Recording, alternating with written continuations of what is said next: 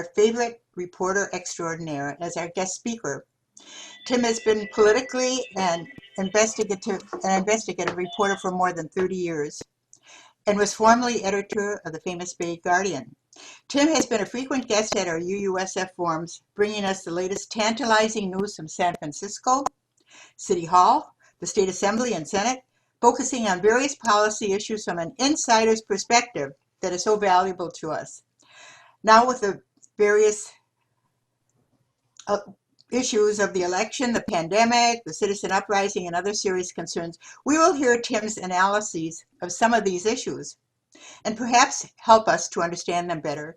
Tim's internet blog, 48hills.org, is an excellent local news outlet. We urge you to check it out. Tim will speak for about 40 minutes, and then we will stop to have questions and answers. If you'd like to ask your questions, you may type them on your chat tab, or when the Q&A begins, if you raise your hand, we'll try to recognize you. Please make your questions brief and to the point so we can hear from as many of you as possible. Thank you. So, Tim? All right. Here we go. Well, thank you all, and thank you, Dolores, for mentioning Ruth Bader Ginsburg. And I think we were all deeply saddened by that loss and by hearing that yesterday. I'm also going to talk a little bit about how that is going to change the context of the election somewhat. But before we do that, particularly if my screen share works, I wanted to share something with you that I saw the other day. This is a report that was published by the Rand Corporation. Now, those of you who have been around a long time know the Rand Corporation is hardly a left-wing think tank. The Rand Corporation has always been kind of part of the mainstream, even connected to the military-industrial complex. That, you know, these are not left-wingers by any means. However, they just published a recent report that I'm going to share, if I can, this with you. Hold on. Does this work? Can everybody see this? Yes, you can see this chart? Yes. Okay. Okay. Their report is one of the most stunning things that I have seen in a long, long time. And what it essentially shows, and what this chart shows, is how the income of the different quintiles of income in the United States, from the poorest to the richest, compared to the growth in GDP, every period going back to the 1940s. And if you'll notice on the far left, between 1947 and 1959, the gross domestic product grew about 2% a year. And if you look at the line on the far left, the lowest fifth, the poorest people, their income grew faster. Right? In other words, a larger share of the growth of the United States went to the poorest people than to the very rich. In fact, between 1960 and 1968, the largest share of the growth in the American economy went to the lowest 20%. Right? Now notice how that changes. By 1975 to 79, it's shifted so that the more and more of the growth of the United States has gone to the very wealthy. And by 1991 to 2000, virtually all of it did. All right. So, in fact, between 2008 and 2018, the wealth of the very rich exceeded the growth of the American economy by a significant amount. All right. What all of this says is that the income and wealth of this country has shifted radically from a relatively even distribution in the post-war era. In fact, between 60 and 68, a relatively progressive distribution, to completely the opposite.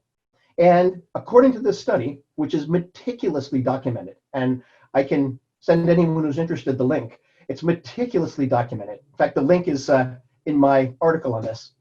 Exceptionally well documented with data that proves that this year alone, the richest 10% of Americans have essentially stolen $2.5 trillion in income from everyone else. And between 1975 and today, the very rich took $50 trillion from the rest of us. $50 trillion. I consider this the most important political story of the year. With all due respect to Bob Woodward's book, this is the most important political story of the year. This is documented evidence that policies pushed by the rich, which include tax policies, include not raising the minimum wage, include attacking unionization and busting unions. All of these factors have come together to radically shift the wealth and income gap in this country. A person who, for example, was making $50,000 a year now, absent these policies, these tax, anti-union, minimum wage policies, if you're making $42,000, if you're making $50,000 a year, the actual amount you ought to be making, if we still had the policies from the post-war era, would be about $92,000. And if you make 1.2 million, you should end up with $540,000, which is still a lot of money. That's still a whole lot of money. So I bring this up because it seems to me this should be the context for everything that happens and everything that's being discussed in this fall election. This ought to be at the top of Joe Biden's agenda. It ought to be at the top of the agenda of everyone who's running for office, from San Francisco supervisor to president of the United States. And as far as I can tell, after this report came out, which was ignored by the Chronicle, was ignored by the New York Times, was ignored by the Washington Post, was ignored by the Los Angeles Times, after this report came out, only 2 people on the national political level even mentioned it. And that was Bernie Sanders and Alexandria Ocasio-Cortez, who both put out a tweet on it. No one else has even mentioned this data. And the $50 trillion that has been lost to the bottom 90% and has gone to the top 10% of this country. It's actually it's a stunning number. That's such a big number, it's almost impossible to comprehend. Right? That's many times the actual size. It's more than twice the actual size of the U.S. economy, which is huge. Right? So I want that to be kind of the context for what we're going to be talking about, because we're going to be talking a lot today about taxes, and particularly about local and state tax issues. And as I say, I want you to all keep that in mind as we do this. The other thing that I want to show you, because I think you all care about this, I don't know how many of you read 538.com, but this is, again, a exceptionally, oops, that's not it. That's wrong. Why did I lose 538.com? I don't know. We can talk about the Marine Times too. That story is completely wrong. I lost my link. That's okay. What 538.com basically says is, again, with tremendous documentation, that the fall election, for all that matters, and it mattered immensely before yesterday. Now that there's an opening on the Supreme Court, it matters even more. May very well come down to one state, Pennsylvania. And basically, what the data shows is that if Biden can win Pennsylvania, he will almost certainly be the next president of the United States by about a 90% chance. If he loses Pennsylvania, it's going to be much, much harder. Right? Why is this the swing state? It's really complicated, and there's about 50 different polls that 538.com is looking at. But when I read that, my first thought is, well, that's fascinating. I thought we were talking about Florida and Wisconsin. My second thought was, wow, my sister lives in Philadelphia. I need to go out there and start knocking on doors. So I pass that along to you, because if you want to get involved in this election, according to one of the best, Nate Silver is one of the best predictors and pollsters in the country, and he says the swing state that matters most is Pennsylvania. So if you know anyone there, and the data he shows about Pennsylvania is very interesting, that basically for the Democrats to win Pennsylvania, they have to do 2 things. One, they have to profoundly increase turnout in Pittsburgh and Philadelphia, in the big cities, because the big cities are going to go for Biden overwhelmingly. But let's remember, Hillary Clinton lost Wisconsin because she lost Milwaukee, and she lost Milwaukee because of turnout. Voters in Milwaukee did not turn out in the numbers they needed to account for the people who turned out in the more conservative rural areas, right? So turnout in Philadelphia and Pittsburgh is going to help determine the next president of the United States, all right?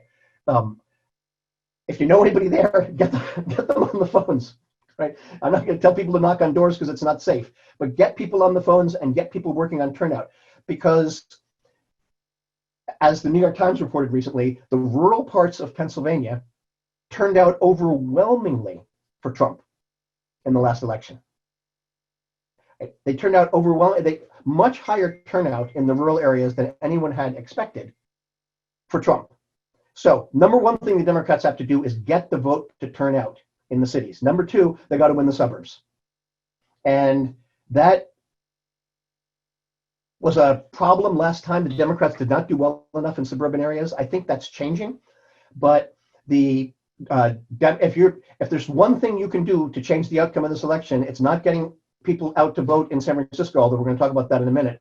It's getting people to the polls and getting people to work the suburbs in Pennsylvania. And at any rate, that's the news as of yesterday. There are other really important swing states too, but I wanted to mention that.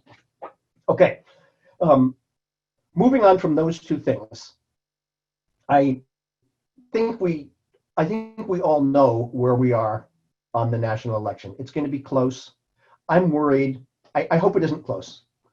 What I'm worried about, what keeps me up at night, is the possibility that on election night, more Republicans will go to the polls on election day than Democrats, and that Trump will appear to be ahead on election night, because in some states, 60-70% of the votes will be cast by mail.